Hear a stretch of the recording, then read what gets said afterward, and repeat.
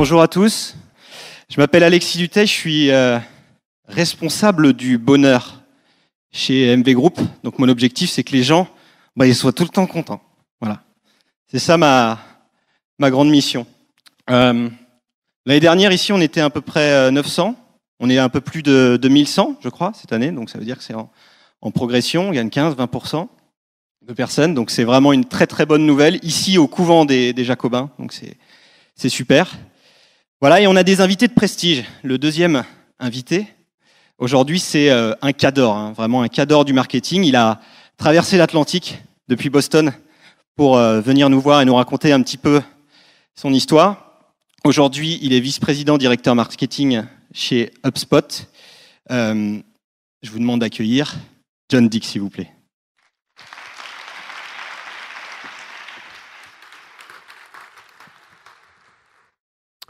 Bonjour. Thank you very much for having me today. It's nice to meet everyone. So, I have a very serious presentation ahead. It's about killing. It's about death. But there's a little problem. I am not really a fighter. I'm more of a lover. And so I wrote this title because I thought it was a provocative title. And then I put this presentation together and realized that just doesn't fit very well with me as a person. So I looked for a metaphor I could turn to about death, where it would be natural. And I found myself turning to the animal kingdom. And so today, ladies and gentlemen, I am going to talk with you about the 3 predators that can kill your business today. The first is the wolf. Who's heard the children's story Pierre et le loup? Ouais? Ouais. In the story, a boy calls out for help when he doesn't need it and says that a wolf is attacking him. And the villagers rush to his aid. But there's no wolf, and the boy laughs. And then, of course, he thinks it's very, very funny, so what does he do? He does it again. Everyone rushes to his aid. There's no wolf. He does it again. They rush to his aid, and there's no wolf. And then one day, what happens? The wolf arrives, and he calls for help, and does anyone come? No. No one comes to his aid. And so, in the case of the wolf, death by wolf in your marketing strategy is when you become so deaf to warnings of change that you ignore a big, bad one when it actually arrives. And that big, bad change that I think has actually arrived, that we are all ignoring as marketers, is the way that people want to communicate. We ran a survey recently where we asked consumers how they wanted to communicate with businesses. And here's what we found. People want to communicate these days on 13 different channels. That's a lot. As a marketer, I cringe just thinking about how I would ever possibly manage all of these different channels. And we'll dissect this slide a little bit later in the presentation and talk about it some more. But that is death by wolf. The second death we will talk about today, death by boa, or serpent. Ugh. Horrible one. Death by boa, of course, is when you add so many small process improvements to your marketing strategy and the way that you interact with your consumers that you slowly squeeze the life out of your customer experience. And the thing is, we're all very well intentioned when we make these little changes, but what they do is they slow down our ability to respond to our prospects and customers.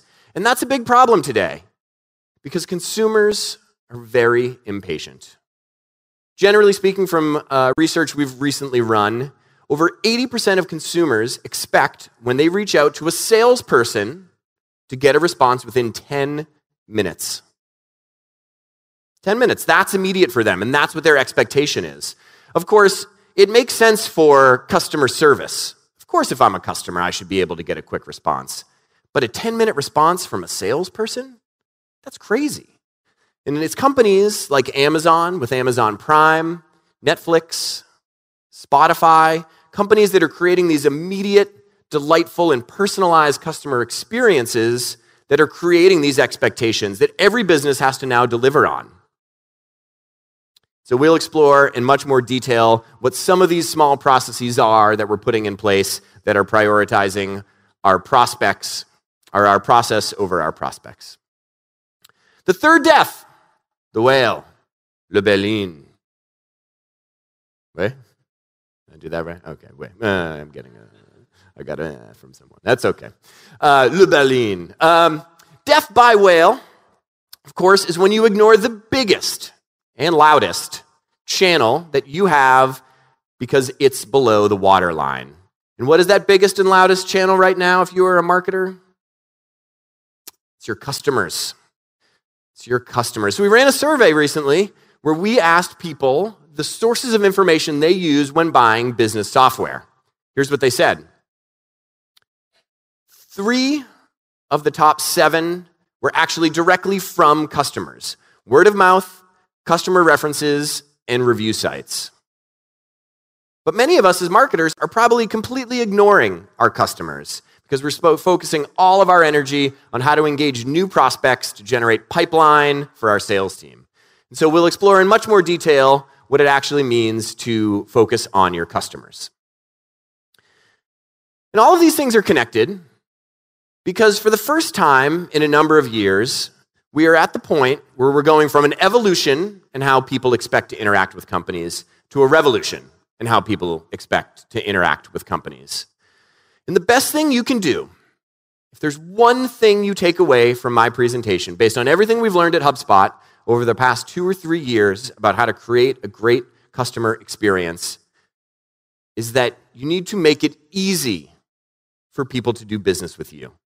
You need to make it easy. That needs to be your priority. And that is what we are going to explore today. I will share some more data that we have pulled around people's expectations. I will share some real examples from what we have tried to do at HubSpot, so hopefully you have some very actionable takeaways for how you could adapt your marketing strategy. So first, for the wolf, how do you actually go about solving this problem? You have to communicate how and when customers want.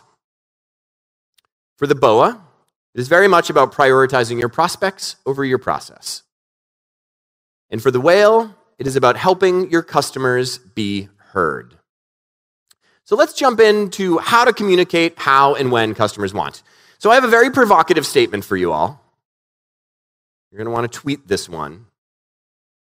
Communication is changing. Yes. Provocative. Yes. No, it's not provocative. Everyone has been saying this for the past 15 years. Who's heard the phrase in the past few years that email is dead? Email est le mort? No? Is that right? How do I do on that? Okay. Yeah, everyone hears email's dead. But of course, people are still communicating through email. Email's still working for many, many people. But what we are realizing is that people's expectations on how they want to communicate with business are changing really dramatically. So let's look at this slide again and a couple of observations on what we're actually seeing about customer expectations in communication. Number one, and this was a largely US and UK based survey, but number one, you see Facebook Messenger making an appearance here. I think if we did this survey in certain other regions of the world, we would see WhatsApp instead of Facebook Messenger. But I just, over breakfast this morning, was talking with some colleagues about how they interact with Air France directly through WhatsApp now, right? People don't want to email. They don't want to go to the website. They just want to go to WhatsApp. It's where they're communicating naturally. Live chat making an appearance. Self-service making an appearance. A lot of people are like, hey, I don't actually want to communicate with you at all. I want to just do it on my own. And that's a real trend that we're starting to see in the market. So how are we, as marketers, doing against some of those expectations? Well, we reached out to a number of marketers and salespeople and asked them whether or not they had these channels live for their business. We were shocked to find out that only 70% of companies actually had a phone number to reach their sales team, actually had a phone number to reach a salesperson. I'm on your website. I want to buy. Can I actually call you right now and buy? Only 70%. We shockingly found out that 38% of companies had live chat, actually active on their website. Very, very low in a day where most of us communicate with all of our friends and family through messaging apps. And not many companies had invested in things like FAQs, knowledge bases, customer communities, places where people can go and self-serve.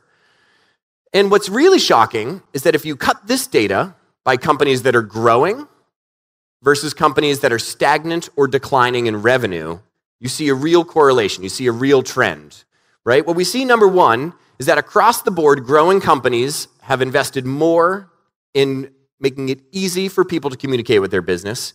But even more interestingly, we're seeing that there's a big difference between growing companies and declining companies when it comes to some of these new and emerging channels. So let me take you through HubSpot's contact sales page. We've been working on this one for a long time and testing it like crazy. So number one, we have a phone number directly available. Number two, if we know who you are, we actually put a meetings app link so that you can select a time to book a time with a salesperson. And we also have chat live on that page. Now, many of you are probably thinking to yourselves, that's a lot of options. I thought I was only supposed to have one CTA, right? Well, let me show you some data around how people wanted to interact with it. We saw that 50% of people on this page wanted to actually book a meeting themselves. They wanted to choose a time where they could talk to a salesperson. We saw that 30% actually wanted to just pick up the phone and call someone. And we saw that 20% of people wanted to chat. And what's even more astounding is that when we created these options for people and had more options available, we actually saw a net increase in the number of people that reached out to sales. So by giving people more options, letting them connect on their time, not your time, we actually got almost double the number of reach outs to our sales team from this page. So it's all about options. It's all about letting people focus on getting in touch with you their way on their time. Let's talk about chat a little bit more. Conversational marketing, very, very popular right now, and for good reason. Conversational marketing is a fundamental part of inbound marketing and how inbound marketing works. But what we have found interesting about chat and the way that companies are using chat is that of that 40% of companies that actually are using chat, what we found is that most of them are using them for really old use cases. We found that they are using them for customer service and for answering frequently asked questions. But the real gap and the big opportunity, I would argue to you as marketers, is actually monetizing through chat. Actually enabling people to make direct purchases and to do product demonstrations directly via chat. And again, when we sliced this data by companies that are growing versus companies that are declining in revenue, we saw the companies that are growing are figuring out ways to adapt their sales process to apply it in a chat context. They're figuring out a way to say, I can give a product demo through chat. And I know that like a few years ago, that would have been insane, right? Because you have to get on the phone with the actual salesperson. And they have to qualify you the right way. And they have to take you through their checklist of questions. They have to be sure that they're going to be able to get you into the perfect product. But what we're seeing is that the companies that are growing right now are saying, hey, if you want a demo through chat, I will give you that demo and I will find a way to do it. So again, this is about us being more flexible for the ways that our prospects want to communicate and want to buy. It's about creating a great and easy buying experience. Now, I know what you're thinking. This seems impossible, right? I don't have a massive team of engineers. I don't have a massive team of ops people. How am I supposed to communicate on all these different channels? How am I supposed to create this seamless experience? That sounds really hard. And you're right. It is hard. I have to do it at HubSpot, and it's very, very challenging. But I am going to make one plug for HubSpot today. I don't often promote our software, but we have a product called HubSpot Conversations. That's a free product that anybody can get started with that actually allows you to bring all of your communications from multiple channels together into one unified inbox It allows you to build bots. It allows you to launch chat on your website. And if you want to get started with HubSpot, I think this is a really great way to do it in a world where you're trying to radically change how you communicate with your prospects. Okay, product plug aside. Let's move on to the BOA. And let's talk about how you prioritize your prospects over your process. So I'm going to say another controversial statement, except this one actually is controversial. I hate lead qualification.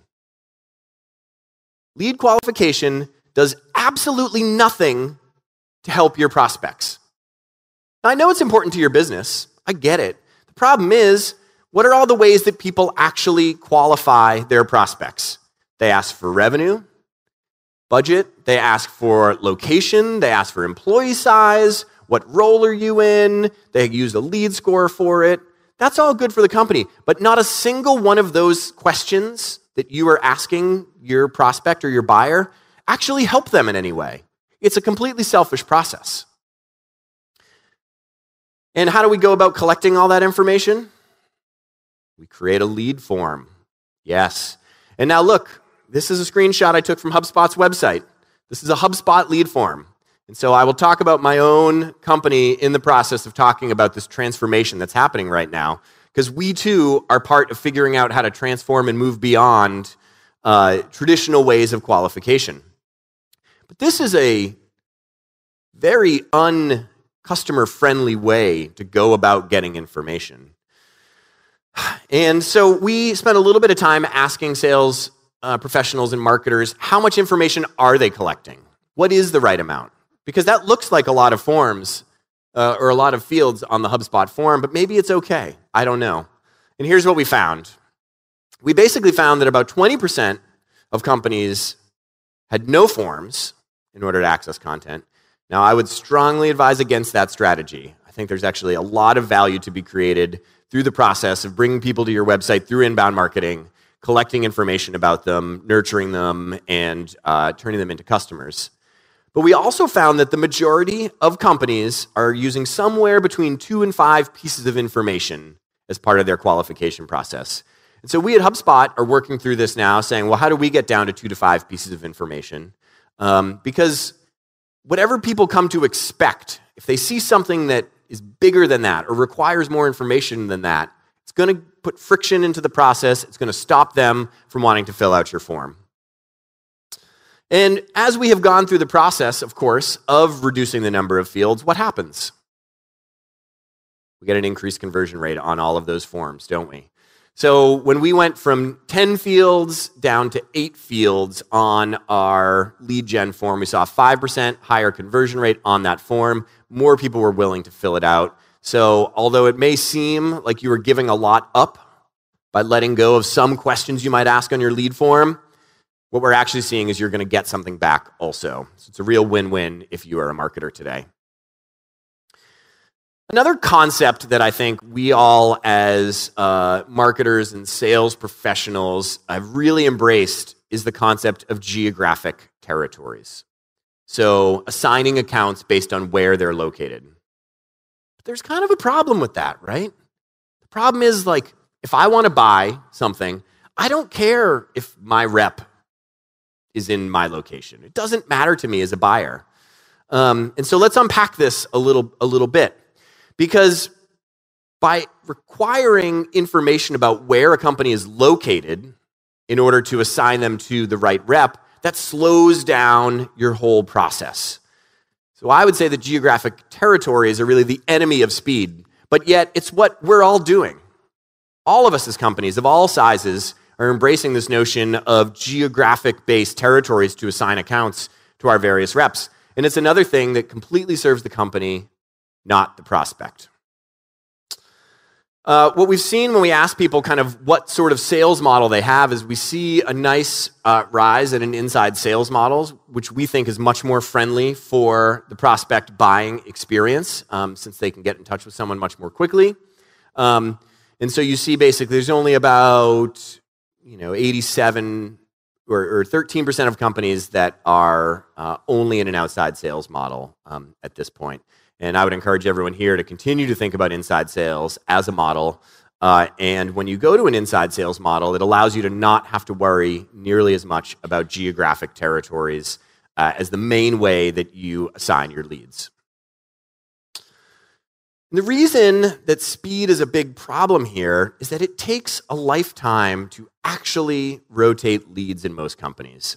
So what we saw when we ran a survey around this is we're basically seeing only 12% of companies said that they could rotate leads to their sales team in an hour.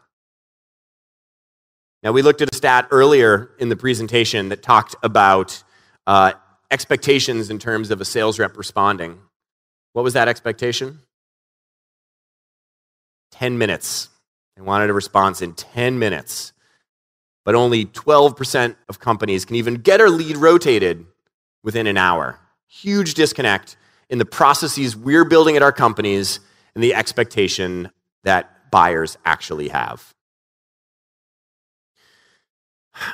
Another thing I would say in terms of the processes we've built and the friction that we put into our buying process is that when it comes to lead assignment, I would argue that an available sales rep is better than the right sales rep. And I'll tell you a story about why I believe that. So HubSpot has a free CRM. And anybody can go and sign up for free. And we get a lot of people every month who click the Get Started button, they fill out a form, and then they are launched into a free product. And one of the first things we do when you join HubSpot's free CRM is we give you the opportunity to book a meeting with someone. And we see that a lot of people want to do that, right? They want to have a conversation. They want to understand what this thing is. They want to understand how to get started. They want to understand how it can scale over time. And we have a really tight set of rules at HubSpot about how we assign a rep. And so in-app, what we would try and do is we would try and find the right rep, and we would try and find their calendar, and we would try and enable the person who just signed up for HubSpot CRM to book time with that rep. The problem was we were unable to do it 40% of the time because we couldn't find the right rep's calendar in time for us actually to bring a calendar up for a new user of our software. And so this was a huge problem for us, right? Because our process moved so slowly that the prospect moved past it. And we missed out on a lot of meetings in Q1 for our sales team because of that. We have since solved that problem, as you might imagine. So in terms of what we would advise people to do, and another HubSpot example I'd share, is we would really advise you to just look at your whole sales process from the point of view of a buyer and really look for things that are causing friction or create a bad experience. And I'll tell you about one that we used to have. So we used to have 2 different teams of sales reps that worked chat. We had one, if you were a product user, if you went into our free CRM, we had chat in our free CRM, and you could chat with a rep. And we had another if you were on our website. But these teams were completely different teams with completely different managers, with completely different goals, and completely different playbooks. So what we saw, of course, is we had one team, which was the website team, and they were really focused on demand. How do we get more demand for the sales team? And then you had people in our free CRM who were saying, well, I want to help you, I want to support you. And so if you went to our website, started chatting with someone, got advised on how to sign up for our free CRM, then ended up in that free CRM, you would get transferred to a totally different person, just like that, and your whole conversation history would be deleted. And so we've actually gone down the path of combining those teams, create one single chat team that can focus on multiple goals and on helping people regardless of where they are. This has stripped a lot of friction out of the process of interacting with and buying from HubSpot.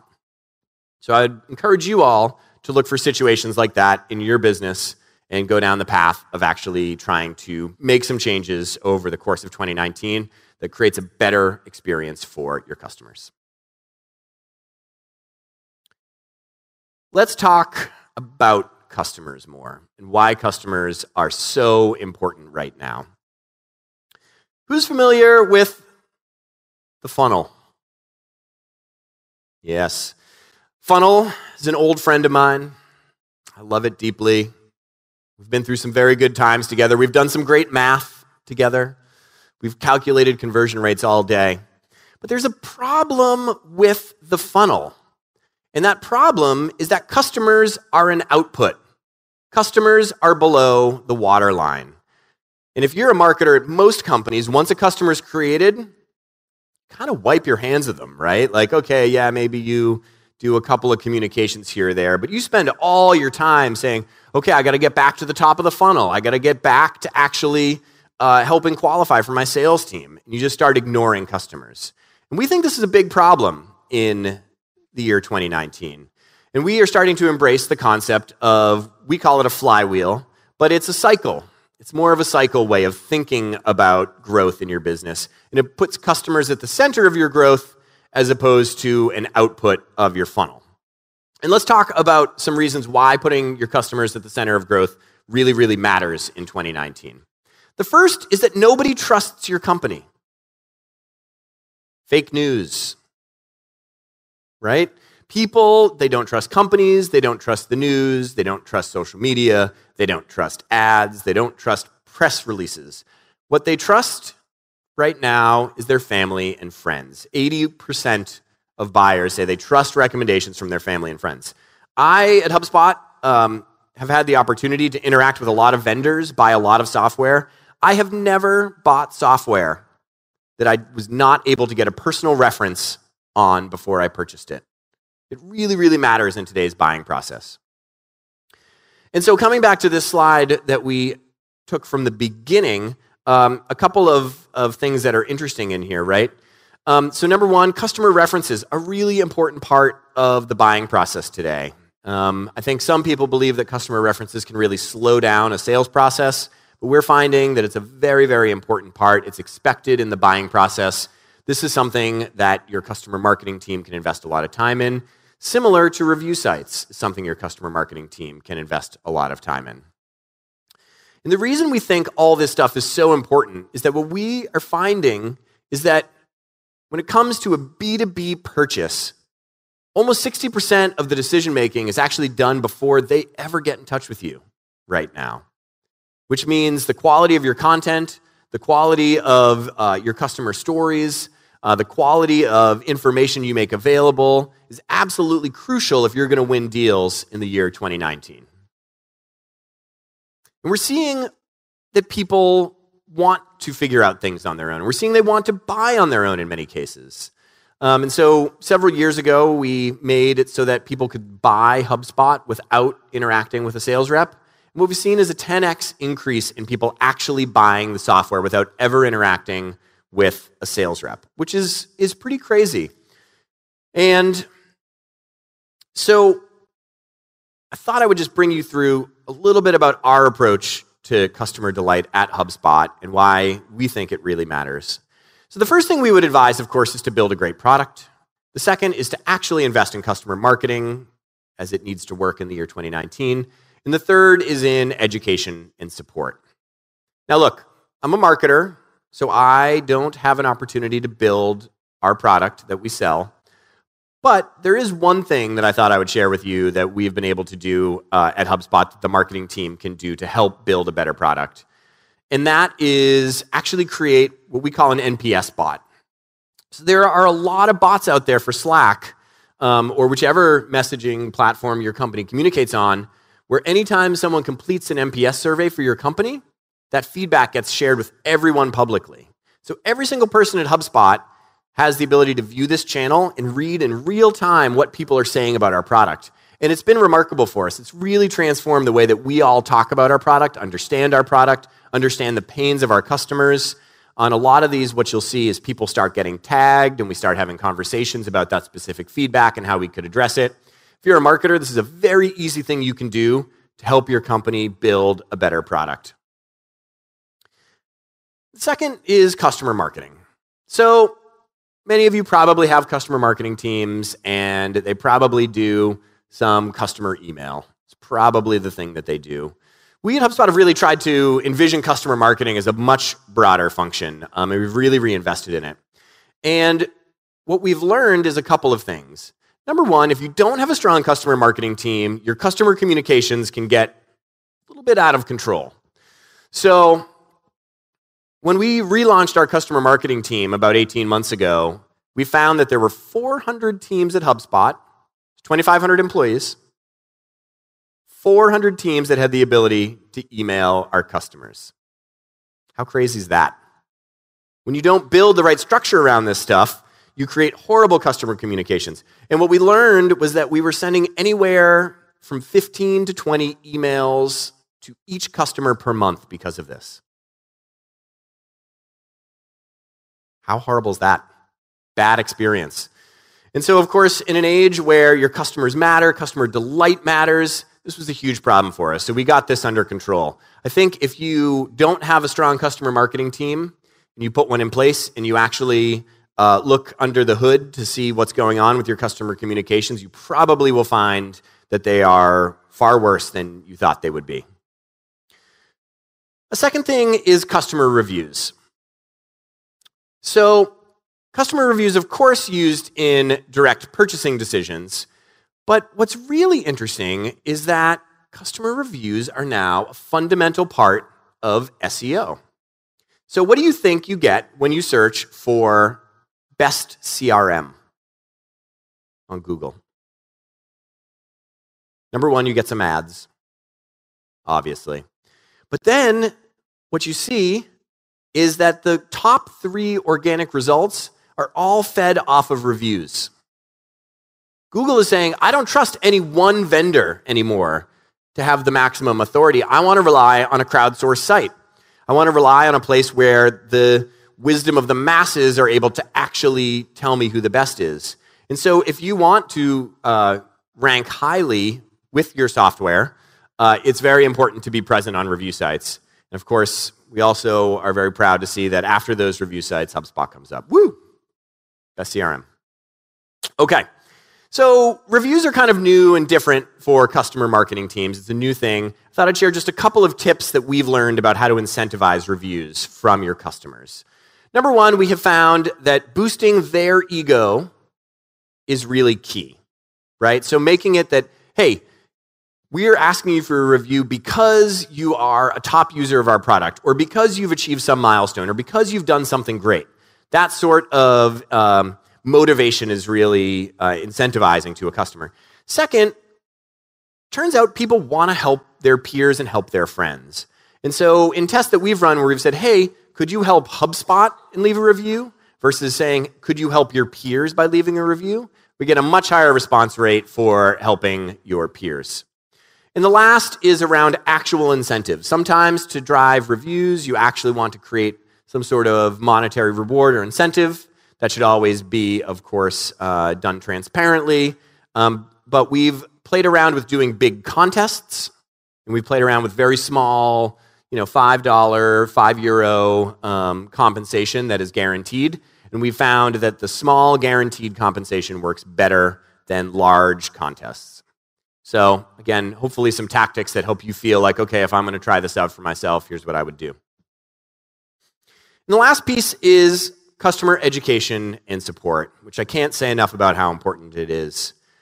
I would advise you to invest a lot, give options, and use humans wisely. We recently surveyed our customers about how they wanted to get onboarded to HubSpot. And it was very interesting what we actually learned. First of all, the largest percent of people said, I want an introduction, and then I want to do it all on my own. Okay, that is very different from the service programs that we have structured at HubSpot. A lot of people actually said, I want to do it entirely on my own. A lot of people said, I want it on demand. A lot of people said, I want help from colleagues and or an agency. So we started giving people on-demand help. And what's really interesting is that by putting chat as part of our onboarding experience, we're actually seeing a much bigger uptick on customers that successfully, what we call activate on our product, but become successful using our product. And so we're seeing, it's true, creating on-demand ways for people to quickly get help and support is really fundamental to building a stronger and happier customer base. And of course, we have, for some time now, had a property called HubSpot Academy, which has a lot of content on inbound marketing, how to think about sales with the inbound methodology, how to use our products successfully. It's been a great investment for us, and I legally can't disclose the numbers on the side, but they are, on the monthly basis, over 20,000. A lot of people want to interact and learn this stuff, so it's real, and that sort of investment's worth it. So to start wrapping up a little bit, to overcome this problem that we have with the boy who cried wolf, really would advise you to communicate how and when customers want. With the BOA and the squeezing of your prospect experience, we really would advise you to prioritize your prospects over your process. And with the whale and ignoring your most powerful source of demand and growth because they're below the waterline, we would advise you to help your customers be heard. So those are all dangerous predators. But I think we all know what the most dangerous animal in the world is. And it's us, as humans. And so I'll leave you with a quote from Charles Darwin and the opportunity that we have as marketers to really take a huge step forward in 2019, which is that it's not the strongest of species that survives, nor the most intelligent. It is the one that is the most adaptable to change. And that is my call to action to you today. Prioritize your prospects, focus on creating a great buyer experience, and I think you'll see a lot of great growth come your way. Thank you for having me. It's been a pleasure. Take care.